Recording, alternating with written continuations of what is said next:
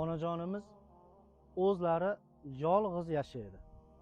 Bu uyda yashash shart-sharoiti mana ahvol.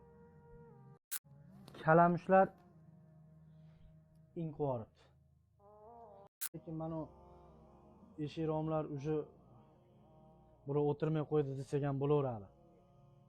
Shunga bir imkon qilib, remont qilib, bir shart-sharoit qilib bersak onaxonimizga yaxshi bo'lardi. Shunga bir himmat qilib, imkoniyati bor aka-ukalar bir qarashtirib qo'yaylik.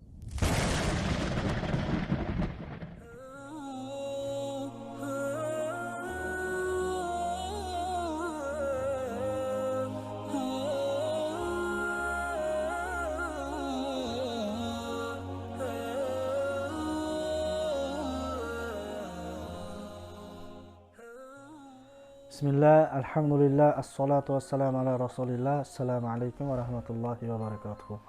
Xolajon, assalomu alaykum. Alaykum assalom. Mana bugun sizni yo'qlab keldik. Ustalaringiz mana ishlarni bitibdi, alhamdulillah.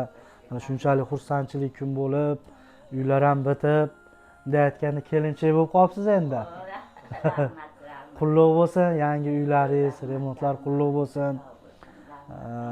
Ehson qilgan aka-ukalar hammanglardan ham Alloh rozi bo'lsin.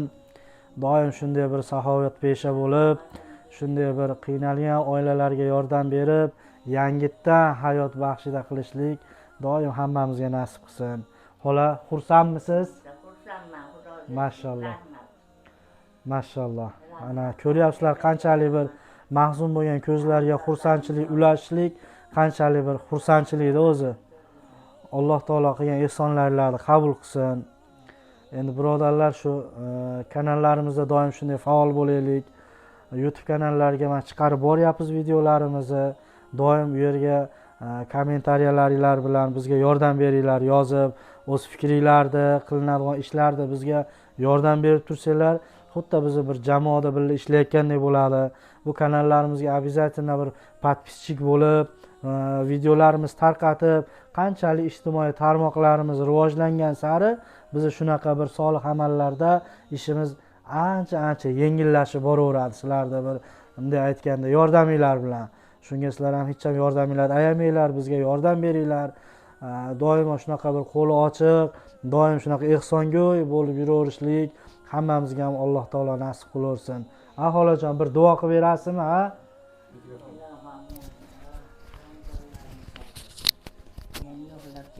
Sizlar Xudo yo'qlasin.